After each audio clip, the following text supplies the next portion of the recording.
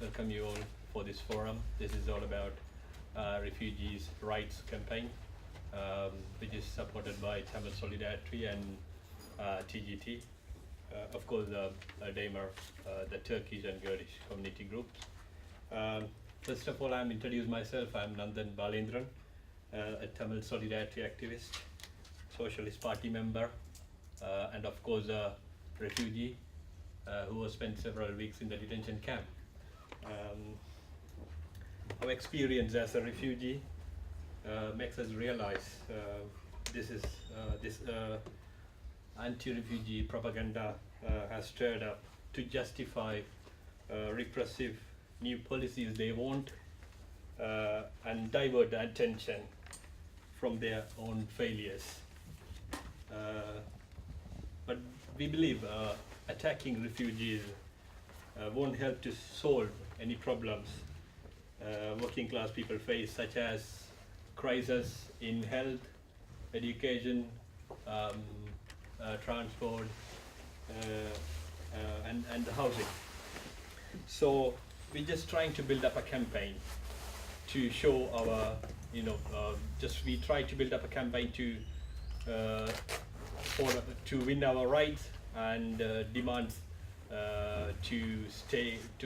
right to stay, right to work, and of course stop deportation from this country and shut down the detention camps. So that is why we are here. This is the first step we take into that to explain what is the reality in the system they have to serve the refugees or asylum seekers in this country.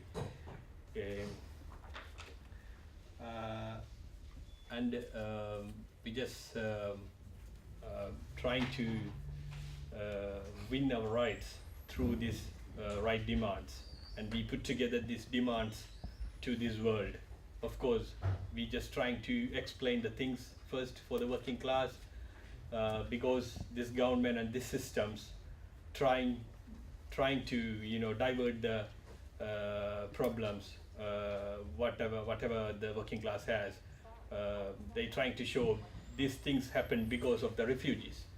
This is what we can see recently in the US election, where the persons who likes Trump and of course Blair, they come through these systems. So we just try to stop all of them first, to explaining this is what actually happened with refugees. All of the people, most of the people, they believe refugees has a very luxurious life in here. Someone asked me the refugees getting £23,000 in a year. This is more than the pensioners has in this country. So, but which is not true actually. We just getting only £35 in a week. But it is subject to approval. It takes more than like 4 or 5 weeks. It's never easy to get any claims from this system. So we just we people like refugees realize first we have to fight to win our rights, because why we are here, we have done something in our country to fight to win our rights. We fight with our government. That's why we are here today. That's why we are in danger. So the same thing we have to do in here as well, because all the ruling parties or the ruling governments, they never give anything for the people. They never be a friend of humans. So that is why we are trying to build this campaign. And we have 3 speakers today to explain what we are going to achieve through this campaign and what are the demands we have. The first speaker, Bharati Subramaniam. She's NHF staff, Tamil Solidarity National Coordinating Committee member, and of course a Socialist Party member. I'm very pleased to welcome her. Thank you.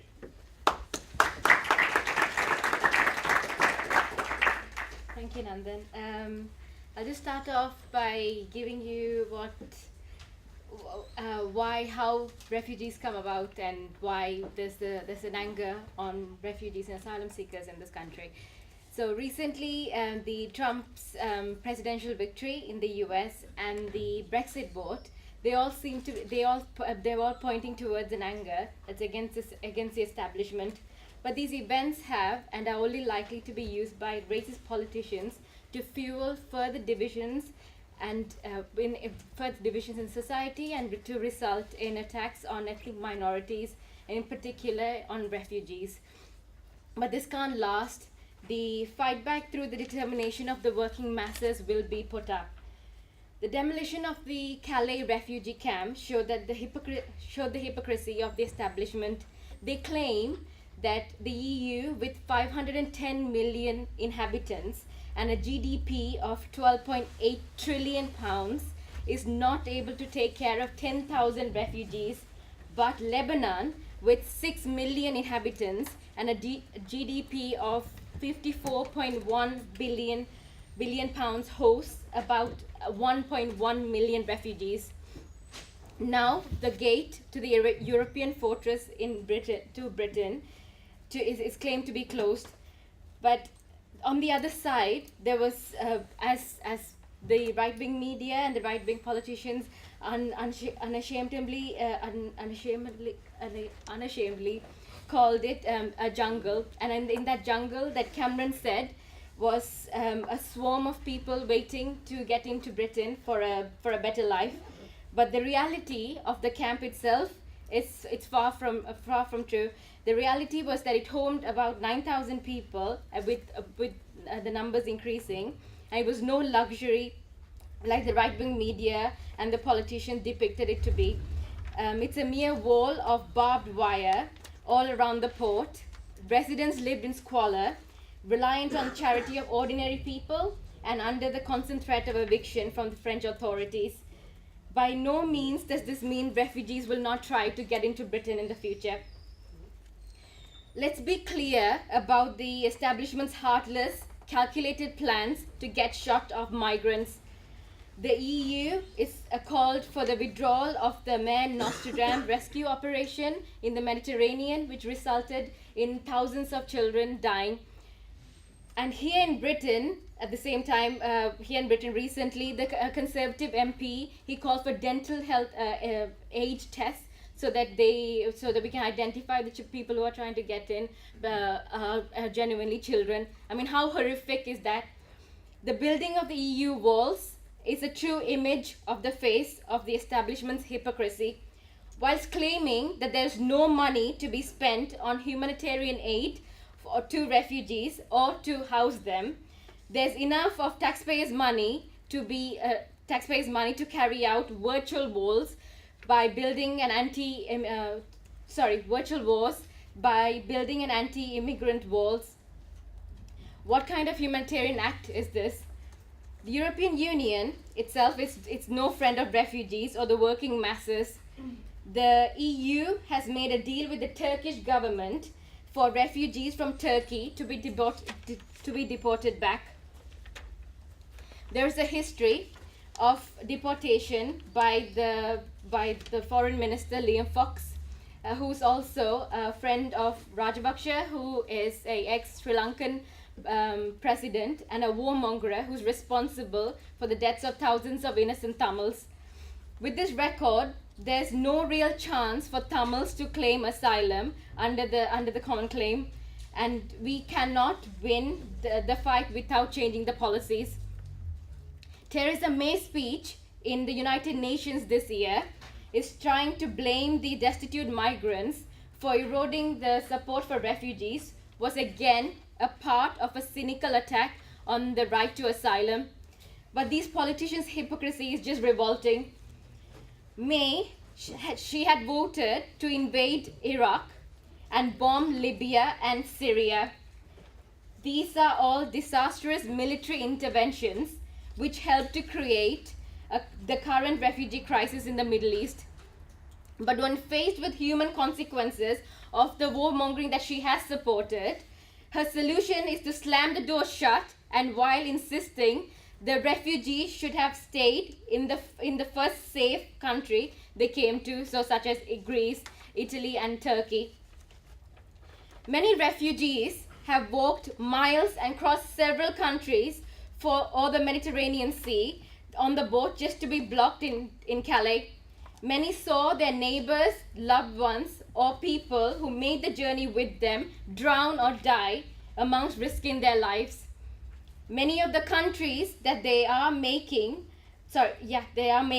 these risking journeys from are far from being safe, and as the Western countries call it to be, many of those governments are still carrying out human rights breaches, yet refugees and asylum seekers continue to be deported to the countries they come from, where many disappear without a trace. For those who are risking and who risk making it to Britain, their life is far from being a better life, as Cameron and the other establishment politicians called it to be.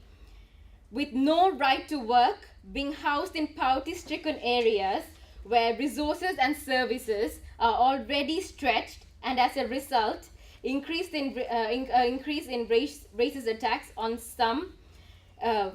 That's being put on some of the refugees and asylum seekers, but at the same time, others are being put into detention centers with a lack of access to appropriate mental health facilities, alongside facing deportation at any time. That's hardly a really positive prospect to look forward to. Reports earlier on the year showed that the homes of asylum seekers were given to private property. Jomast was marked out with red painted doors, resulting in residents of homes experiencing daily abuse and attack. Another private firm, Clear Spring Ready Homes, has been marking the asylum seekers it housed with compulsory red wristbands, making them highly susceptible to racist attacks or just attacks in general. For those who are detained due to the various issues with asylum cases, the story is pretty shocking, with events that many of us can't even imagine taking place inside the closed walls. A recent report by the Socialist paper, that was last week's report, it talks about the time that an activist, Nandan, had spent in the detention center, and he goes into the possibilities of the detention center's private firm getting a payment per detainee, which is just a profiteering scam. And Nandan London, he'll go into more detail about his time in detention later on. The notorious Yarl's Wood Women's Prison has several documentaries and reports of the treatment of the female detainees and the conditions of the centers. These private firms also employ workers from private companies such as G4S, who work for low wages on 0-hour contracts, and they themselves are repercussions of the austerity attacks. G4S and other private companies, their profiteering motives have come to light, and a coordinated fight back alongside the workers and the refugees must take place. Intimidating migrants is exactly what the Tories are doing, and the central Tory appeal is based on a successful attack on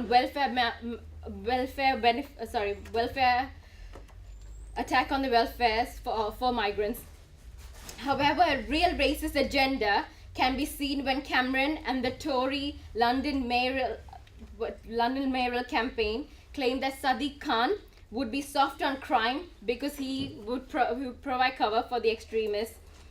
The reality for Black and Asian ethnic minority members of the working class in Britain is still very unequal. Black and ethnic minorities workers with A-levels equivalent are 3.2 times more likely to be unemployed. Estate agents routinely discriminate against black people looking for homes. A disproportionate number who, due to being in detention or after police contact by the use of force, tend to be of black or ethnic minority backgrounds of communities, and only 4% of the British Pakistani say that they're not worried about being harassed due to their race or religion. Due to the Tory austerity, there's been a 50% increase in the long-term unemployment of young black people since 2010. But the government is allowed to falsely lay blame for the austerity on migrants. Instead, this crisis-ridden system, the bankers and the millionaires are the real beneficiaries from this. The reality is that immigration is to suit the needs of big businesses while the same time fueling divisions by slashing public spending on vital services. If no real fight back is offered, then the Tories will succeed in destroying our living standards. This system exists by fueling divisions and by pointing the finger at the vulnerable sections so that we can be exploited. In order for real change to come about, we must fight this exploiting system and for a socialist society, a fight that is united mass struggle built from the bottom. We say that the only real fight back can be coordinated, a joint mass struggle, and we need to recognize that the anger amongst the masses is connected to the attack on refugees and racist attacks. Without opposing austerity, we cannot defend refugees. Alongside calling for the right to work for all refugees, providing adequate medical help, including mental health facilities, stop treating refugees as criminals, ending the detention of refugees and closing down all detention centers, we call for jobs, homes and services and not racism. The fight back must be built with local people and local campaigners to demand our rights. Refugees, especially children, must be housed and helped, not vilified. But desperate acts such as this Sudanese refugee walking the Channel Tunnel due to fleeing the ethnic cleansing cannot be avoided. We recognize that one of the biggest reasons people give for wanting migration cut is feeling that the standards of living is under threat. The cause of this is the lack of investment in public services. Those that remain are bled dry by privatization. There's more competition for the housing, scarce public resources like GP appointments, reduction in school numbers, and a lack of jobs and no real increase in resources. Reduction of migration won't really help to divert more resources into healthcare. Instead, the government, which is bent on NHS privatization, is pushing a section to leave abroad in search of better conditions. It's important to reverse austerity and to invest in homes, jobs and services for all workers and not use the racist scapegoating so that it'll benefit just a few. The solution is a trade union's campaign against bosses, foreign competing, forcing competition between workers into a race to the bottom. A coordinated fight back against racism and austerity. So, for example, when we saw the teachers' trade union fighting back against spying on school children in the name of counter-terrorism and Security Act, which would have only led to a result of increased surveillance on the state, on everyone. It would have not just been on those committing crime. We also saw what we saw with the junior doctors fighting back against the monstrous contract and a bigger fight back, and which turned into a bigger fight back against NHS privatization. So we say let's fight for equal pay conditions at a rate that all people can live on, migrant or not, and for an end to austerity.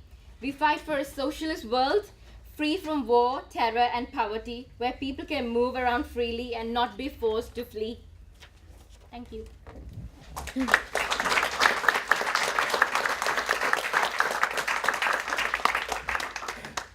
Thank you, Bharati. She mentioned about my time in the detention center. I've just given an interview to the Socialist publication as well. Of course, I've been there.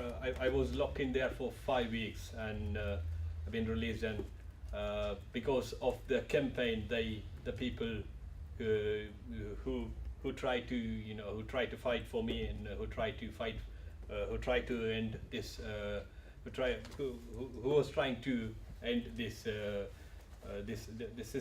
systematic error, because when I was in there, they several times they trying to send me back. I keep telling them I have a problem, and they don't care, because if no one's is out there, I wouldn't be here today. And another thing is, we don't have any rights to work, but if you work inside, they allow to work inside, and they will pay you £1, which is ridiculous. I was thinking, am I in the UK or I'm somewhere else? Because if I come out, I can't work. The minimum wage is £6 or £7.20 or something like that now, but they encourage me to work in £1 inside, which they want cheap labor. That is why they want from us. Whenever they don't want to, they want just send them back. So these are the things I've just realized I have to fight to win everything in this world, not only here, but also anywhere in the world. So doesn't matter I was locked in, doesn't matter I was in outside. So that is why I'm here with them today. That is why I'm joined with the Socialist Party to win our ideas. As Bharati said, we have to win our rights through this system. And I'm going to introduce the next speaker, Madan Arandavanathan, who also the refugee. I think he spent more than me. I think he spent 5 months in 3 months in the detention camp, and he's a Tamil Solidarity member, and of course a committee member for the Refugee Rights campaign. Welcome in.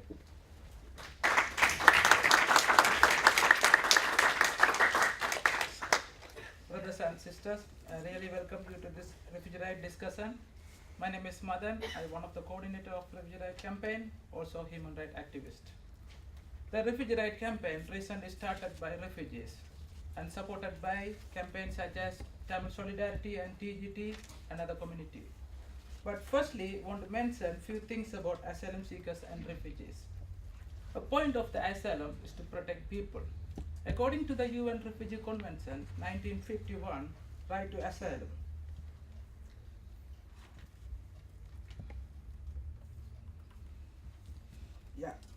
Sorry for that.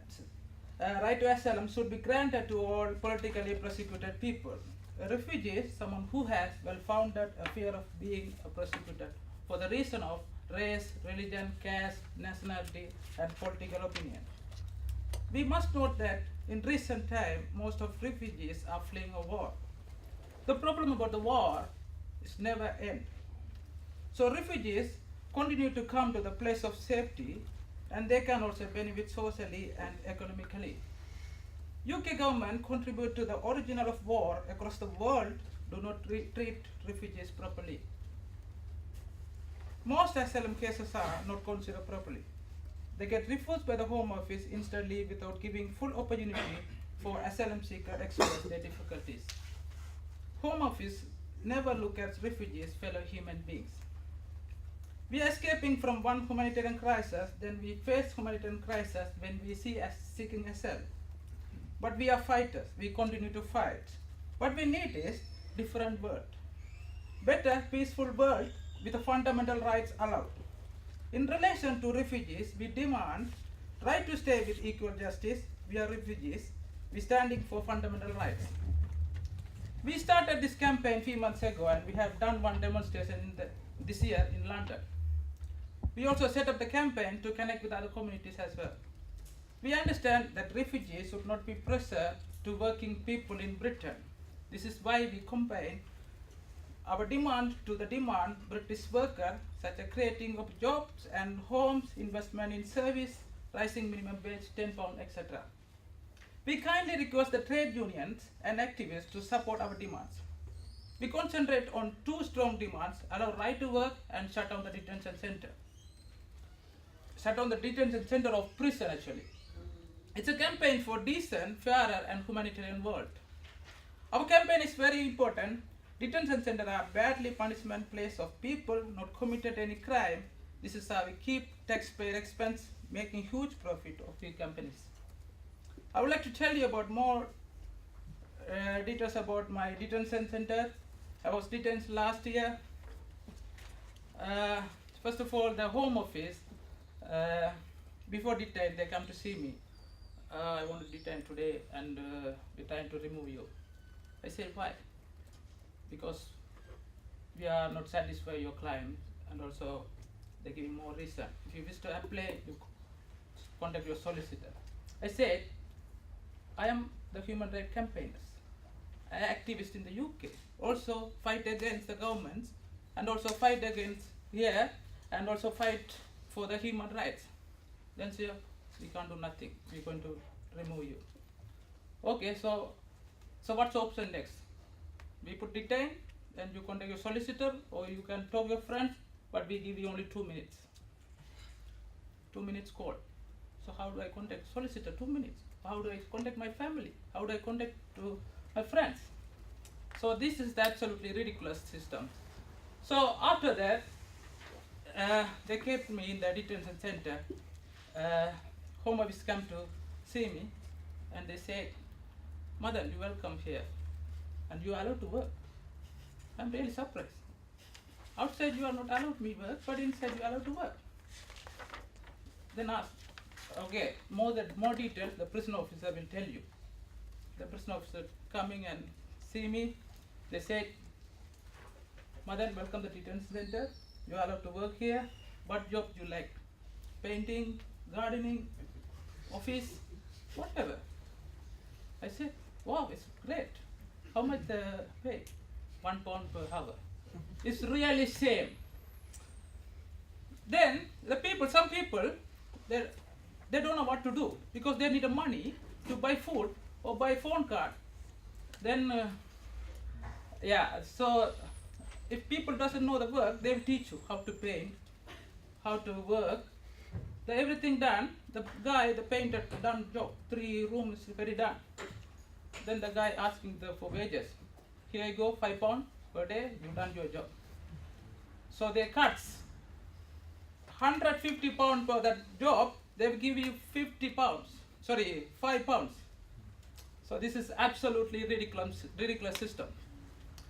Then if I buy the phone card, so I need to work whole day. If I buy the can of Coca-Cola, they will pay you £1. So I need to work 1 hour. This is absolutely ridiculous. So finally, the Tamil Solidarity continue to the petition sign to release me, and they keep me in 3 months. Then after they release me, so they said, Mother, we're going to release you temporary, so you can appeal against this decision. And the Home Office asked me, Mother, come here. Today your release day. Don't forget you are not allowed to work. This is the system.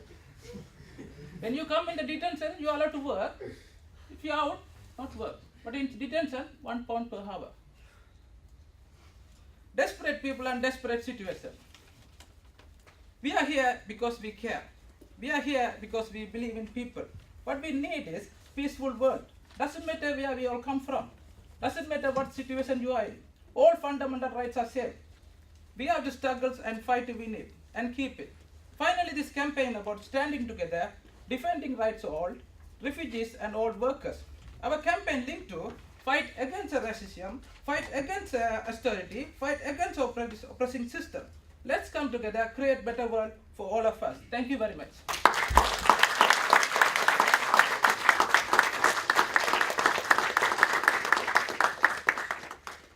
Thank you, Mother. You can see the mother's feelings, how we react into, because he was in the detention center. This is how the people can react. But it's very rare you find the people like that, because I was there in 5 weeks. I've seen every day everyone try to commit suicide somehow. So because it is, if you want to kill yourself also, you can't do that easily. That's what they have. And another thing is they lock the door in the night, like 8:30. They will open it 8 o'clock. It's nothing, because I have a question about the doors there. If it is in case of emergency, how they going to open? because there's no electric door. They have to come and open, and you can't smash the windows and come out. They called that's a detention center, but it's actually prison, because they're trying to show off that the refugees are, like, they welcome to the detention center. I don't know who likes to stay in the detention center. They welcome us, and we have to go through the detention center by 6 doors from the reception to the inside the main center. This is how it is, and another thing is there's no cameras, phone or anything is not allowed, because they don't want to show their the luxurious life to the out of this world. So thank you, Madan. Thanks for your speech, and I'm going to call the last but not least speaker, Mr. Oktay, from the leading member of Turkish and Kurdish organization called Daymer, who are close to work with Tamil Solidarity for more for the campaign. So we just asked them to support our demands for the refugee rights, where they also have a big issues in the refugee crisis in Turkey, and so I just warmly welcome to speak. Thank you.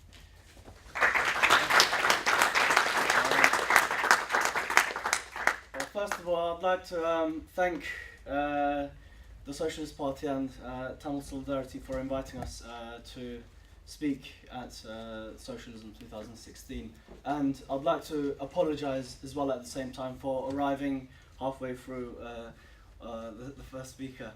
So apologies for that. At the moment we have a protest that's happening right now as we speak in central London, outside Parliament, against the situation that's happening in Turkey at the moment. So I'd like to apologise for arriving late as well. I'd like to speak a bit about the situation not only in England but about what's happening in Turkey as well, and the situation with Turkey and the EU as well in this sense. But before I do that, I suppose the refugee crisis, it sort of came to the surface of the water once again with the Calais crisis and the Syrian war and the Iraq war, which reignited this again once more. The Calais crisis, I think, in England became a really hot issue when the situation of those people living there was put into the media, was shown on social media as well, and people actually reacted to this. And in England there was a really strong sentiment towards this, to help the people there, the refugees that wanted to come here and who wanted to escape the wars in their own countries and to take refuge in at least somewhat better conditions than their home countries. As Daymer, we also took part in these campaigns. I think 3 or 4 times. We sent trucks as well. We went along with lots of other community groups and the Socialist Party as well, to take aid to Calais and to support them as well. So and there was a really strong sentiment in our community as well to sort of send as much food and clothing as possible, and sending a truckload of goods was really surprising, and it brings some sort of sympathy to of solidarity as well in the community. I suppose the situation of Calais cannot be talked about without discussing the situation of Europe as a whole, and of course, as the first speaker mentioned, the dirty deals with Turkey, which I'm from as well. Now, European countries, including UK as well, every single one of these countries will tell you how much of a democracy they are. UK, France, Germany, and all the rest. They cry out that they are the promoters of democracy, that they are the fundamental guards of human rights, etc., etc. And even one article was mentioned just a moment ago. But in the face of this, they also go around blocking every single migrant that tries to get in here. Now, for the past 20 odd years or so, I suppose the Western countries were taking in refugees to an extent, perhaps for the needs of big business primarily, if we can interpret it in that way.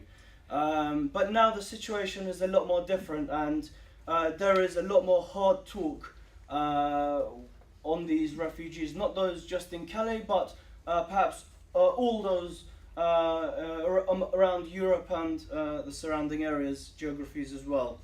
Now, the latest deal done with Turkey, I suppose, is the clear expression of the two-faced politics of these European countries. And I suppose we can say that it amounts to something like this. If you're drowning in the waters like Alan Kurdi, that young little boy who drowned on those days, the borders are open for you. If you're able to make it to Calais, the borders are closed for you. This is what it amounts to. So you could see the two-faced politics that's happening around there in this thing. Now, in this deal, with regret, of course, Turkey does have the upper hand in this deal. It's using it now against Europe to carry out its operations in its own in its own territories and in Syria also. It talks about how great it is that it's accepting Syrian refugees, how how benevolent it is and whatnot.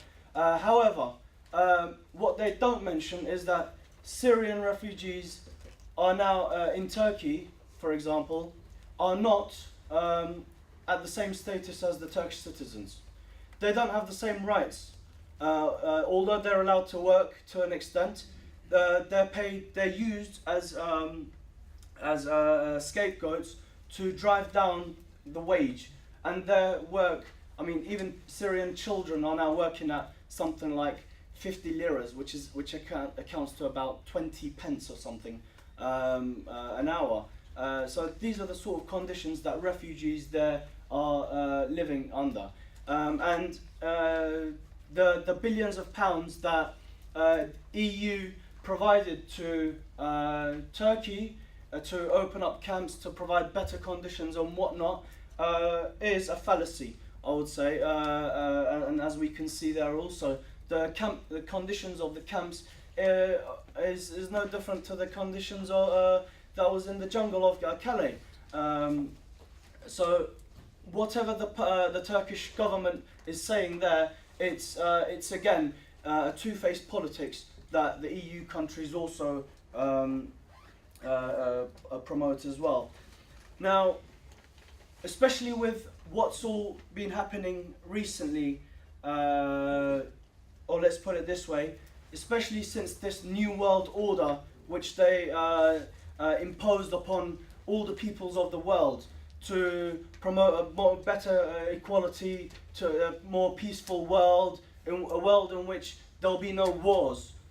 And not 10 years had passed and wars started in Syria, Iraq, the Gulf, whatever, and Libya also, and on all these countries. Now, what we're going through now, I would say, especially with those with the likes of Trump and Erdogan in Turkey, is that this is now a world of disorder.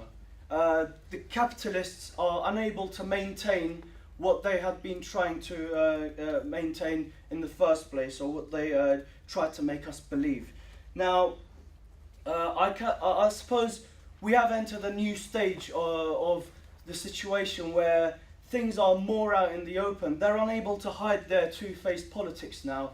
They're unable to make us believe that this is a real democracy in which they seem to be promoting. And perhaps now this is not a war against the English against the Iraqis, or the French against the Polish, or this against that. It's not a case of wars as such as that, but it's a class war that is now more and more openly visible. And of course, we are going to take sides on this matter as well. We take sides on the side of the working class. Now, this working class now has a more fundamental role to play, and a more heavy responsibility that it must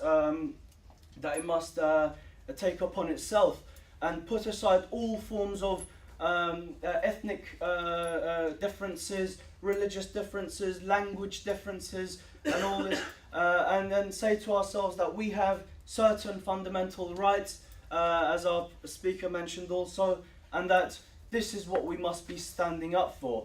And unless we stand up for, we will continue to stand up for against the deportation in this country, continue to support the refugees in this country, but we must also continue to struggle with those who fight the AKP government, the Turkish government, who continues to play around with the refugees' lives back in Turkey, and uses it as a way of threatening the other countries here also. So, I mean, as a final message, this shows that we have to struggle more in solidarity and stand in solidarity with each other more, because supporting the people of Turkey and the other peoples around the world also means to support our struggle in England also against the Tory government.